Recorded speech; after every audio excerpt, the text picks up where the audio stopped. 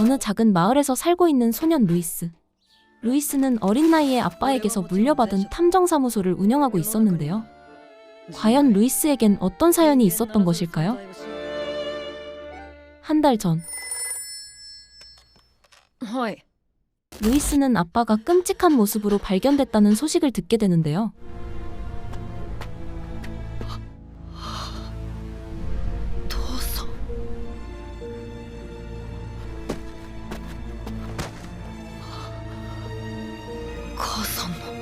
ハルトマンは墓掘りの吸血鬼に殺されたんだ。血が抜かれてる。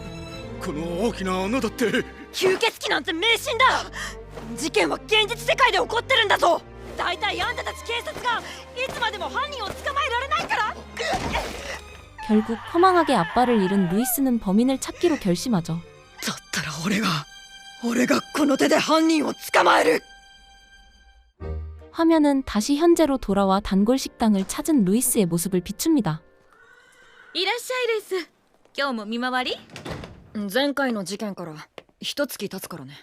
父さんを殺した犯人を捕まえるまでは絶対に倒れたりしない。あまり今後詰めちゃダメよ。 하지만 계속 떠오르는 아빠의 생각을 지울 수 없는 루이스. 事件というのは現実世界で起こるんだ。現実を見る癖をつけるんだ。そうすればきっと一番肝心なものが見えてくる。父さんが殺されたあの日から俺の世界には現実しか存在しなくなった。 그런데 그때 루이스에게 낯선 목소리가 들려오는데요. 次の被害者が出てからじゃ遅いんですよ。それに犯人は吸血鬼かもしれないんです。吸血鬼が犯人だというのはただの噂話に過ぎ。とにかく何としても連続殺人事件の犯人を捕まえなくては。ダメだ。この事件の犯人はハルトマン探偵事務所の俺が捕まえる。父さんの仇を撃つんだ。敵？お前たちガキに何ができる。ではお前は何なのだ。大人かそれともスーパーヒーローか。 그러자 루이스는 자신도 평범한 아이라는 현실을 마주하게 되죠. 루이스!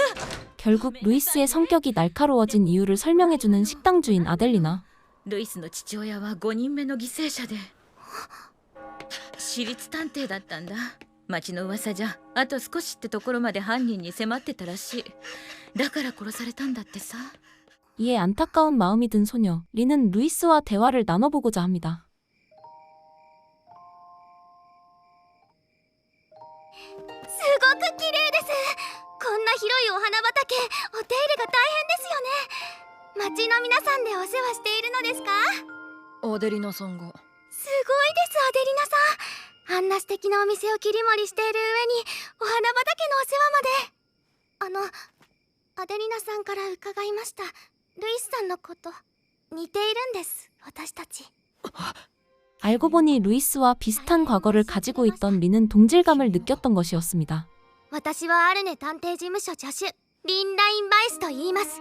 まさかあのガキが探偵？はい、アルネ様は我が事務所の所長です。ルイスさん、私たちと手を組みませんか？連続殺人犯を早く確実に捕まえるために。犯人は俺が捕まえると言っただろう。ブルームンシュタッツの難事件はずっとハルトマン探偵事務所が父さんが解決してきたんだ。今は俺が父さんの後を継いでいる。誰の助けも情けも受けない。それなら情報交換だけではどうですか？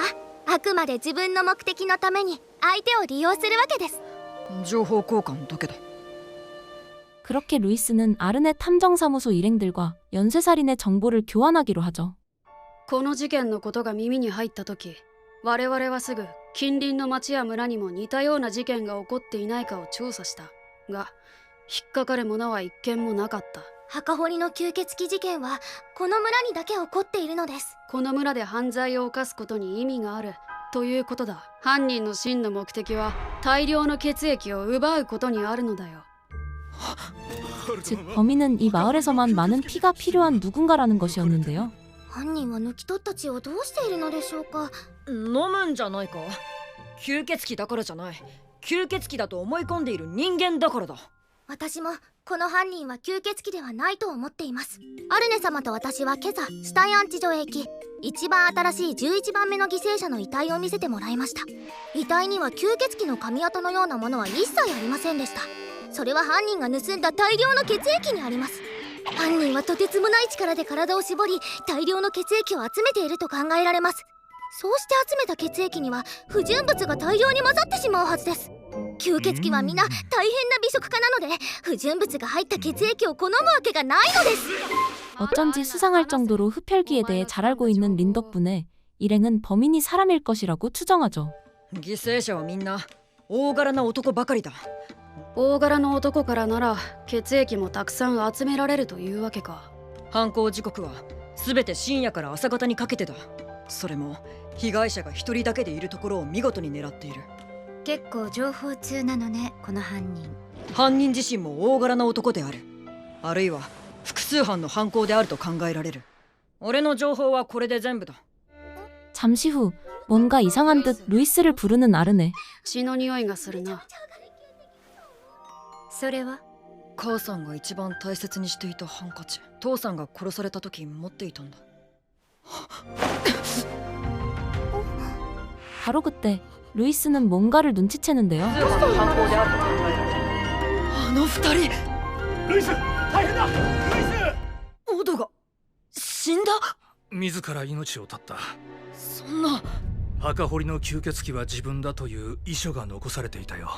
これで君のお父さんも浮かばれるだろう。 하지만 범인이 한 명 더 있다는 것을 아는 루이스는 곧장 어딘가로 향하죠.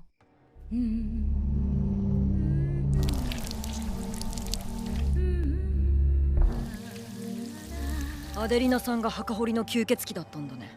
昨べあなたは共犯だったオドを殺した。自殺に見せかけたのはオドの単独犯だと偽装するためだ。やだルイス、何を言ってるの？殺された時、父さんが持っていた母さんのハンカチだ。父さんはこれにダイイングメッセージを残したんだ。俺なら気づく。そう信じて。白い花に赤い液体を与えればそれを吸い上げて花弁は赤く染まる。父さんはそれを俺に伝えたんだよ。この花大好きなの。色以外はね。だから変えるの。私が望む色に染めるには人間の血が一番なの。私の瞳の色みたいに真っ赤な血がね。 이내 본색을 드러내는 아델리나. 一つだけ間違ってるわルイス。私の共犯はオドじゃない、ゴーレムなの。墓。 그제서야 모든 흔적들이 이해가 되는 루이스.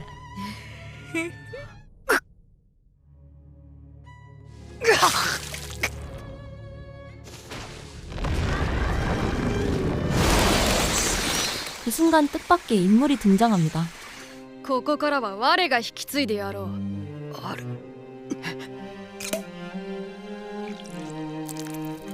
まさか吸血鬼。我はただの吸血鬼ではない。ゴーレム。我こそがアルネ・ノインテーター様だ。吸血鬼は存在する。これが現実世界だよ。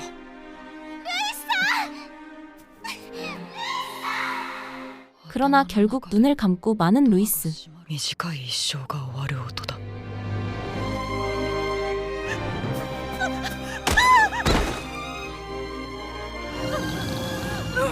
ネクロマンサーの能力を使ったの。復讐させてあげるわ、ルイス。 그렇게 루이스는 죽어서나마 아빠의 복수를 하게 됩니다. こうしてアルネ探偵事務所の一つの事件が解決しました。 그리고 루이스를 생각하던 리는 자신의 과거를 떠올리죠. 今日くらいはもしかしたらと思ったのですが、今度はお父様と二人でまた来ます。 과거 권력 있는 가문의 외동딸이었던 리는 일찍 엄마를 여의고 아빠와 살아가고 있었는데요. 遅かったなリン。お前も食事にしなさい。私とローゼはもう済んだ。私、お母様のお墓に行ってきました。来年は一緒に行きませんか？きっとお母様も喜んで。何を言う！ローゼは死んでなどおらん。 그런데 린의 아빠 클라우스는 아내가 죽었다는 사실을 믿지 않고 있었습니다. リンお嬢様、少しよろしいですか。今後お一人での外出はお控えくださいませ。殺人事件の噂もあるのですからよろしいですね。困った時はこのペンダントがリンちゃんを跡取りとしてもっと頑張れば。すっかりネガティブモードです。こんな時は気分転換です。さあ気合い入れていきますよ。 사실 흡혈귀 덕후인 리는 유명한 흡혈귀가 주인공인 영화를 보는 것이 취미였는데요. その頂点には9人の王がいた。だが絶大な力をもってしてもかなわぬ一人のヴァンパイアハンターが現れ、王たちは自らの心臓を捧げ、唯一にして最強の吸血鬼ノインテーターが生まれた。最強最悪の存在。やっぱり吸血鬼って最高です。 그렇게 기분 전환을 끝낸 리는 뭔가를 목격하게 됩니다. 결국 리는 어딘가로 향하는 클라우스를 따라가 보는데요. お父様、なんだか様子が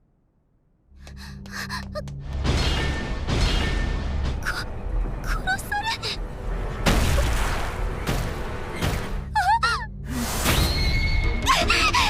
何？どうして？ 바로 그때 이내 낯선 장소에서 눈을 뜨게 된 린.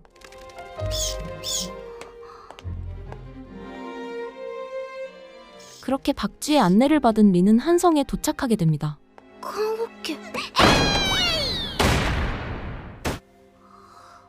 놀랍게도 관 속에 있는 것은 엄청난 미모의 소년이었죠. 私眠って誰かいるんですか？ここだよ。はじめまして。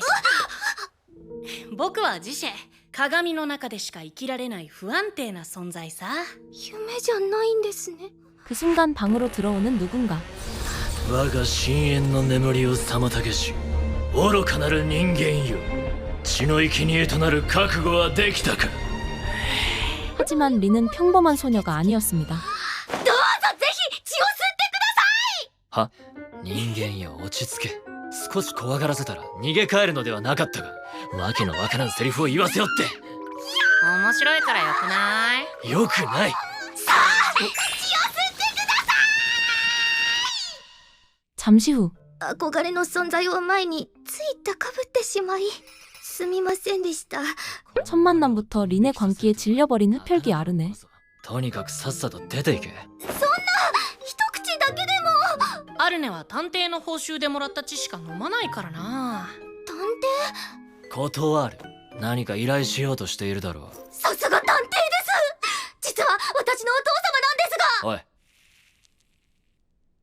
調べていただけますか？お父様が何をされているのか。お前の父親はお前を襲った人物と同一か協力者ということだ。お父様はそんなこと。話は終わりだ。我は興味のある依頼しか受けぬ。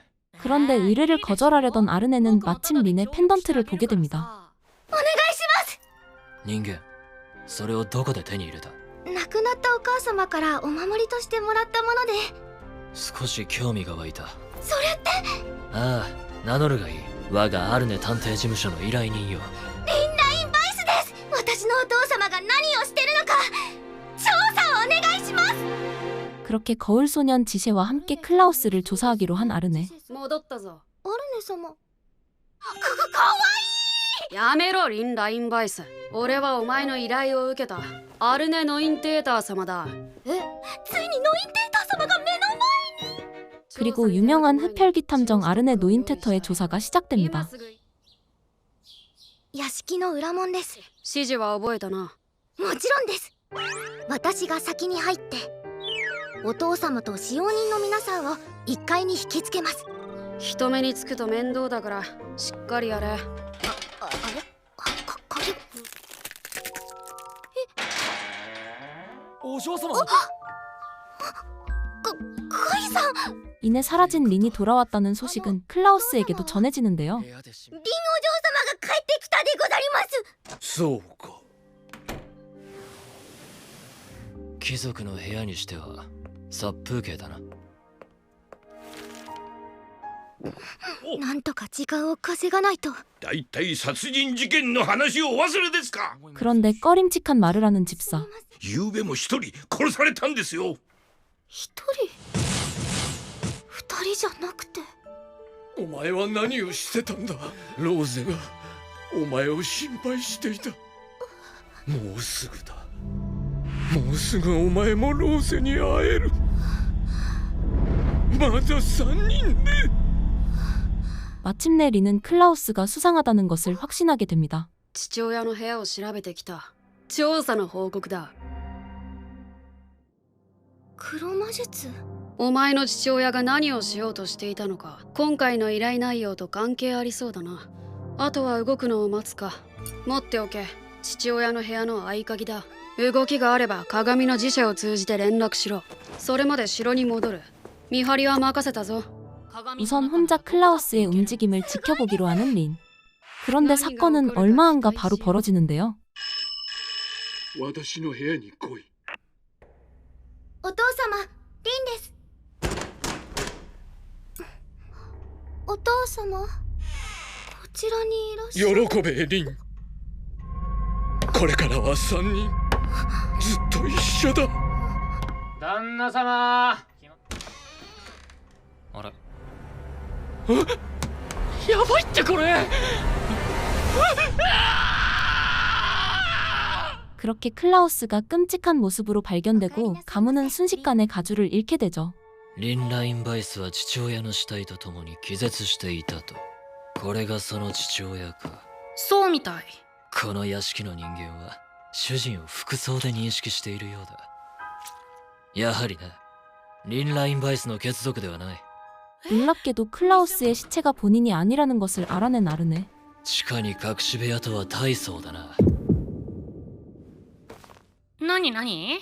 いや、あいつの父親が何をしようとしていたかだったな。女の頭蓋骨、父親はこいつを蘇らせようとしたらしい。 마침내 아르네는 클라우스가 재물을 바쳐 아내를 되살리려 했음을 알게 되죠. 한편 리는 갑작스런 클라우스의 죽음으로 멘탈이 터져 있었는데요. 何かあればお呼びください。やっと一人になったか。お父様を知りませんか？部屋で殺されていたなんてみんなが勘違いを。それなら別人だ。父親の死体なら地下の隠し部屋にあったからな。おそらく協力者に殺されたのだろう。それと調査の結果だ。やめて！聞きたくない。そうか、報告の手間が省けた。お前との取引は終了だ。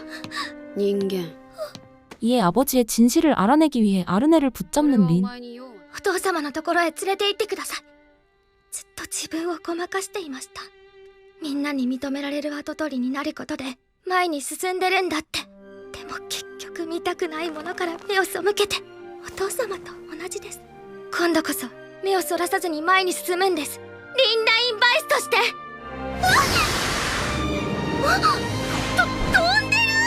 父親の元に行くのだろう。 でも屋敷はとっくに。ならサービスということにしておくか。気に入ったという。 그렇게 두 사람은 조금 가까워집니다. 以上が調査の結果だ。お母様を生き返らせようと。お父様のしたことは許されません。ですが殺されていい理由にも。ではどうする？着替えます。それがお前の勝負服か？はい。アルネ様、新たな依頼をお願いします。お父様を殺した犯人、協力者を一緒に探してください。引き受けてやろう。この事件には興味がある。 사실 아르네에게 의뢰를 받을 이유는 따로 있었죠. まだ地下に何かあるの？この屋敷に来てから心臓が何かに反応していてな。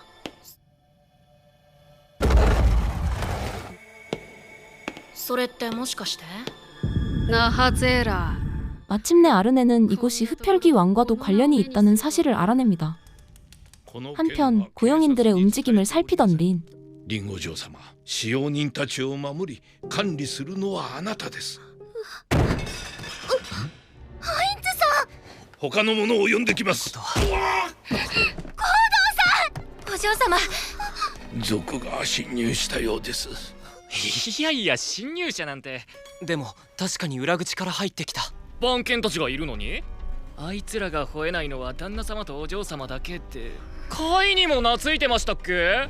그러자 리는 우선 저택 안에 있는 사용인들부터 조사하고자 하는데요. お父様が殺された時何をしていたのか教えてもらえますか？12時から12時半前後のことです。では私からハインツと食事の相談をしておりました。自分は旦那様の部屋に行くまで食堂で待機してましたよ。僕は仕込みをしてたよ。その前にエリーゼちゃんが来てたっけ？毎日12時に旦那様にお薬用のお水を届けてごじゃりますので、その後はずっと部屋に。そういえばエリーゼちゃんが出た後くらいかな。裏庭に人影を見た気がしたけど犬たちも吠えなかったし。ありがとうございます。 우선 알리바이가 확실한 넷을 뒤로하고 다른 사용인을 찾아가던 린. 急ごう。警察が来る前に。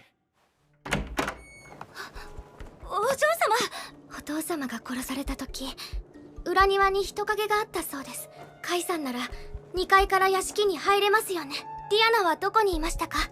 あの時もここに2人でいたんですか？ 그렇게 범인은 정원사 카이로 좁혀지는 듯 했는데요. 駆け落ち？ 알고 보니 저택에서 도망칠 생각이었던 두 사람. 하지만 나가기 전에 클라우스가 죽는 사건이 벌어진 것이죠. そいつに用があるんだろ。見せ物を盛り上げてやったんだ。 그런데 뭔가 이상한 상태가 된 아르네의 모습. 과연 리는 아르네를 되돌리고 아버지를 죽인 진짜 범인을 찾을 수 있을까요? 지금까지 아르네의 사건부 4화까지의 내용이었습니다.